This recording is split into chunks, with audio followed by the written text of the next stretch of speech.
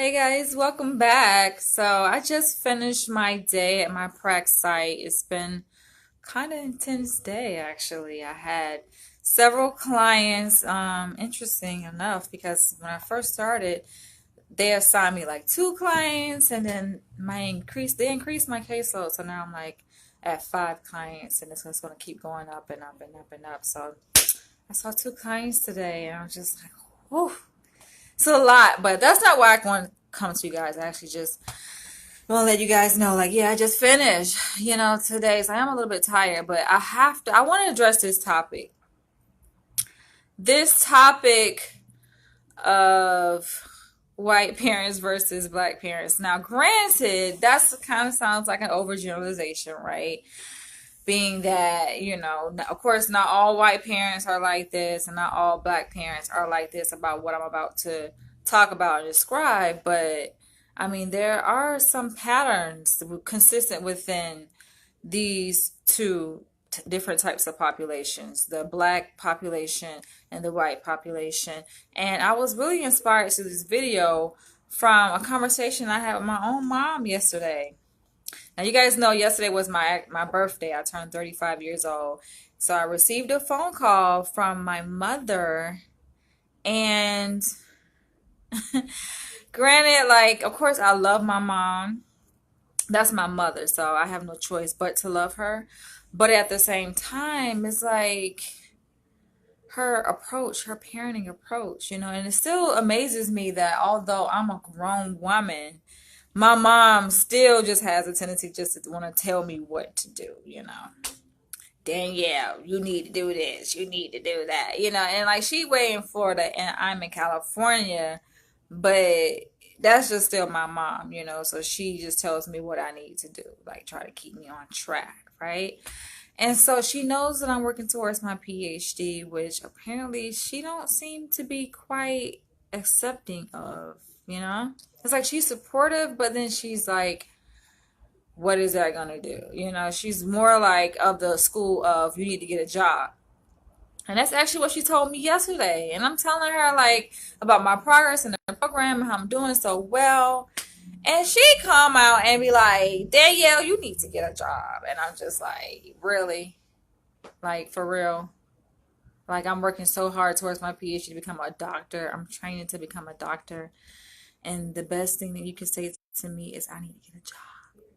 Now, of course, it's like I said, it's coming from her perspective, her school of thought, because back in the day, that's all they know is that, oh, you just go get a job. That's how you make it. That's how you survive. You go work for the man. You go get a 9 to 5. But I'm not of that school. I'm definitely not of that school. I have a totally different frame of mind, and I don't see, I don't really see that as the best. I don't know. That's not how I think. That's not my flow. But granted, that's my mother, and of course in black culture it's like you don't talk back to your parents, let alone argue with them or try to debate them. Because when she told me that, I could have easily said, Ma, for real, like what do you know? You know? And to be honest, hold on you guys. Writing is just like, you see this. This is better. But I could have easily been like, Mom, for real, like, don't you see me in school, or what do you know? But I didn't. I was very complacent. I was very, very compliant. And I was just like, okay, yes, ma'am. No, I'm good and well, I'm not about to get a job because she was asking me about my schedule. And I'm like, Ma, I'm like in school full time. And within my program, like I see clients. I'm actually today, like right now, I'm at the end of the day. Essentially, I work on Saturdays. And, I'm like, I see clients. I just finished seeing clients today. But it's not ringing, like it's not connecting in her head. Like for some reason she don't get it that I'm training to become a doctor. She's just like, you need to get a job. I'm like, where is this coming from? I'm financially straight, and like I'm hurting for money. My bills are paid. Everything is paid up to date. Like I'm good. financially. So why do I need necessarily to get a job? But in her mind, she's like, you need to get a job. And to be quite honest, this is the reason why I did this video. Like, I kind of took offense to that. Because I'm just like, Mom, like, you don't get it. You don't understand me. You don't understand my dreams. You don't understand why I'm in a PhD program. Like, you just don't get it. And I feel like this ain't just me. I've heard like other students and my colleagues talk about similar issues, like with their parent. Like, the family sometimes just doesn't get it. And I wish, like, to be honest, because sometimes I get frustrated, and especially when somebody tell me like, oh, you need to do this. Like in my mind, even though I didn't say it, like I kind of wanted to say, you don't tell me what the fuck to do. You know how like white kids, and like I said, I already gave the disclaimer that yes, this may be like an overgeneralization, but I mean, you kind of see this like typical in some white households where the white kids get to curse back at their parents. Like if they're angry, I'm not like trying to promote like, oh, being disrespectful, just cursing out your parents, but I'm just saying how there is like a freedom of expression of emotion where in a lot of white households, they allow that. Like you get to freely express a range of emotions, and anger is just it's a part of the spectrum of emotions. Whereas in a black household, it's like you only get to express one emotion, which is, I guess, happiness. Not even that. It's like you can't even be too happy. Especially in the black community, you can't even smile because there's like if you smile, then your face is threat of being taken advantage of. So you barely can be too happy. You can't be too mad or you can't be angry. It's just like you just have to just be like this. Flat affect, I guess. It's like no wonder you got so many black people, especially clients, with flat affect because we've been conditioned to be this way. And I kind of wish that it wasn't like that. And I definitely like know when I get ready to have kids, I'm gonna allow them to be themselves. Just allow them to articulate how they feel and express that. If they angry, then show anger. It's okay. It's just part of the spectrum of emotion. But people, they don't get that. And like I was saying, like if I had it my way, I just would have been like, because it really kind of upset me. Just like, like, what the fuck? You don't understand me. I wanted to be like, shut the fuck up. You don't know shit. But then it's like, that's not true because she does know. Like they say, parents know best, right? Parents know best. So you better listen to your parents because they know best. But I'm of the school like, no, not necessarily. Not all parents necessarily know what's best for you. Sometimes they are speaking from their own personal experience and they grew up in a totally different generation than where we are now. It's like, I feel like my mom, she just don't get it. She don't even know that like I'm an entrepreneur. That don't ring a bell in her head. Like she don't get it. And I don't think it's nothing I can say to convince her unless she see my bank account and she's like, oh, okay. But even still, I don't know. She probably still would just be like, there's no security in that. It's just like, Mom, you don't freaking know. When she said it, I don't think I was upset when she said it because I was just kind of like in like automatic mode, just agreeing with her and be like, okay, just listening to her. But I'm thinking today, when I was on my way to my practice site here, I'm just like, it kind of upset me. Like, I kind of got upset. I'm just like, why is she assuming that I need a job? And, like, who is she to try to tell me what I need to do? I mean, yes, she's my mom, but I just feel like, come on, I'm 35 years old. I'm an adult. Like, adults, we want to feel a sense of autonomy, a sense of independence, not being told, oh, do this, do that. And thankfully, my dad is a total opposite. Like my dad, he understands me. He's very supportive. And he's like with him, his parenting style was much different. He was very supportive and understanding and just allow me to grow and be myself. And I think that's what led me to run away from home when I was 16 years old. I couldn't take my mom no more. I was just like, forget that. Because when I was 12, my mom and my dad separated. So She ended up taking me and my sister to stay with her, like 30 miles away from where her and my dad used to live.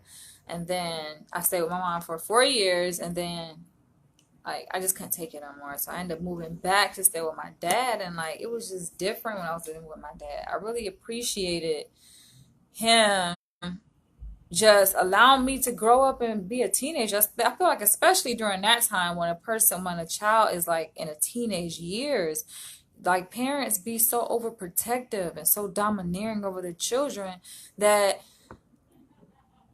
you can like kill their sense of identity in them. Like that time they're trying to figure out who they are. Let them be who they are. Stop trying to dictate what path they should take. You have a lot of parents do that. You got kids, parents, even adult kids who may want to be artists, but you have parents like, oh, I don't support that, unless you're going to college, getting a degree or whatever, or unless you're going to become a doctor, then I'm not going to support your career interest of becoming, let's say, for example, a photographer. And I feel like that to me is just so annoying, but it comes up so much, even like just in my classes. Like we talk about issues like this that people face. This is so common and it's unfortunate. And before I end, it reminded me of the training that we actually had this week. Actually, we had a speaker come from one of the mental health organizations in LA, and she does suicide prevention trainings. And so, yeah, this week we had suicide prevention training, and like her story just really hit home to me. Like she was telling a story of what led her to become so passionate about teaching about suicide. And come to find out, it was like a real life story where she lost her son to suicide. And she was saying telling the story about how her son was like very smart. He was in academia. He actually had graduated from UCLA. And I think he was working at UCLA as a doctor, a medical doctor, just very high achieving. And I guess he was very young, because at the end I asked how old was he when he committed suicide, and she said he was 30 years old. And I'm just like, damn.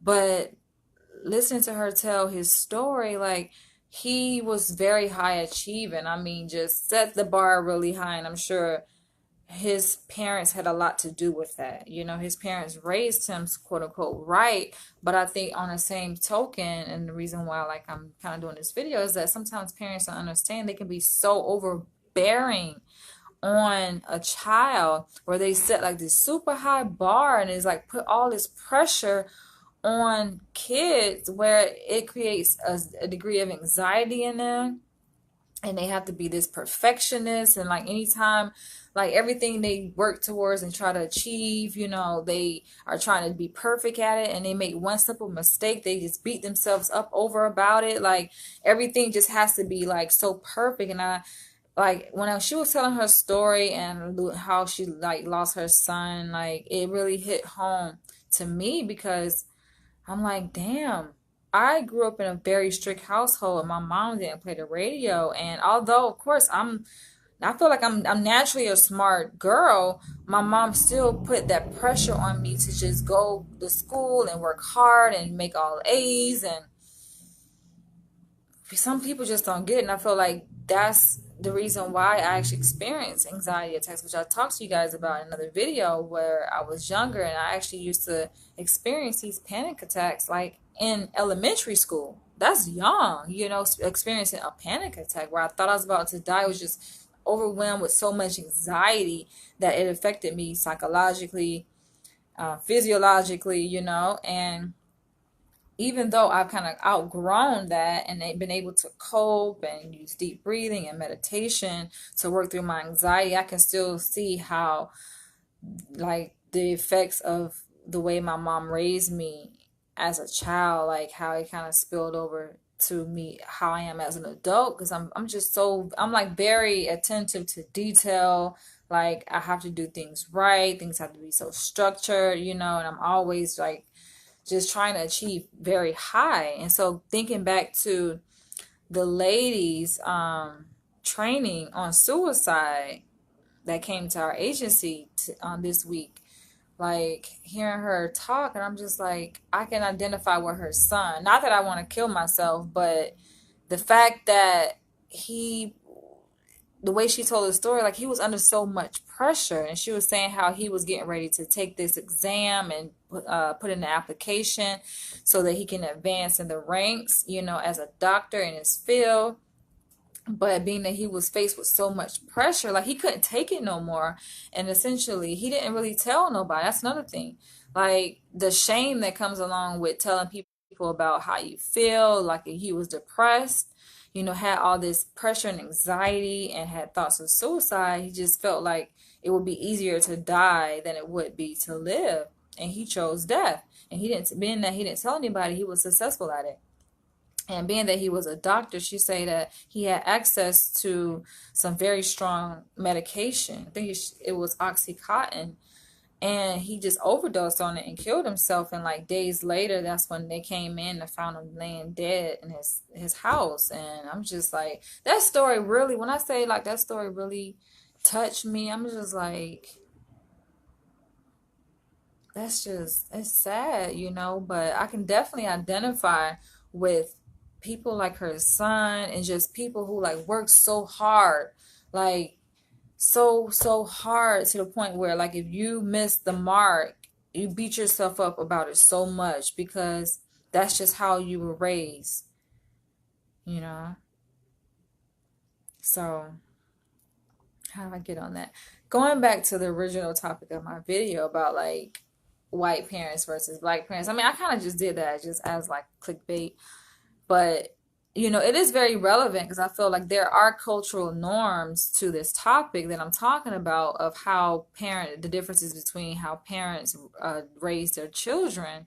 And I just feel like, no, not all black parents are this way, not all white parents are, that way, but I feel like we just need to be better. Parents need to be better. Of course, I don't have any kids, but I'm just generally speaking saying, just we got to do better as a community, and allow for that freedom of expression. I know it's hard for a lot of black parents because they're just doing to their kids what was done to them, and a lot of parents don't, black parents especially, don't take talking back. It's just like the parent has to have the final say, and even if the kid disagrees with the parent, it's just like they don't welcome that perspective, So I just wanted to do this video because I was just thinking about the conversation I had with my mom, and I just feel like, I don't know if she watches my videos or not, but if she does, it's not to berate her or try to like put her down or anything, but it's just about me being able to express myself. And I feel like that's probably one of the reasons why I like to vlog,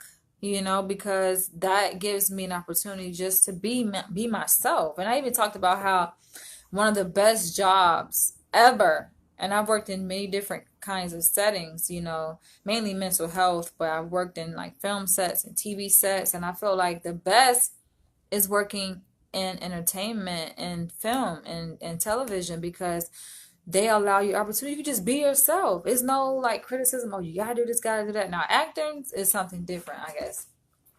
People who are actors, but and especially models, but for the most part, usually the roles that they take is more about them just being themselves. Like usually you find actors who are very great actors. The role that they're playing is usually similar to who they are in everyday life.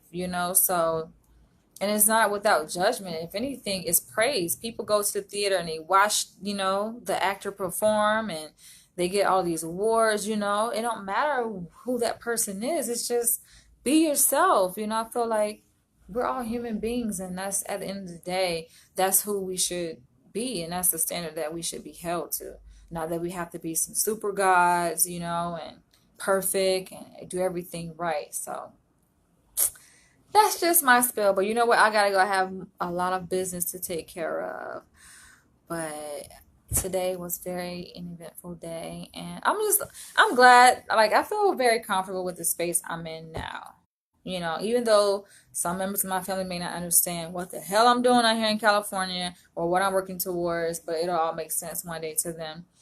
I just feel like I'm in a very good space. Like the prac site where I'm working at, it's beautiful. You know, I get to work with individuals, couples, and families, you know, so it's just great. You know, today was kind of an intense day because it's still the beginning, so I'm still kind of getting in the hang of things and everything. But I'm glad that my caseload picked up, you know, because I feel like I just like working with people, like helping people and being able to speak from my own personal perspective because I've been through a lot in my life. I feel I have much insight when it comes to working with clients. So that's just my spill.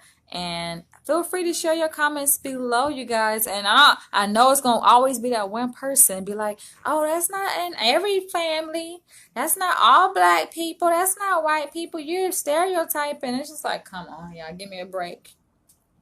Give me a break. But hey, I gotta go. I'll catch you guys in the next one. Bye bye.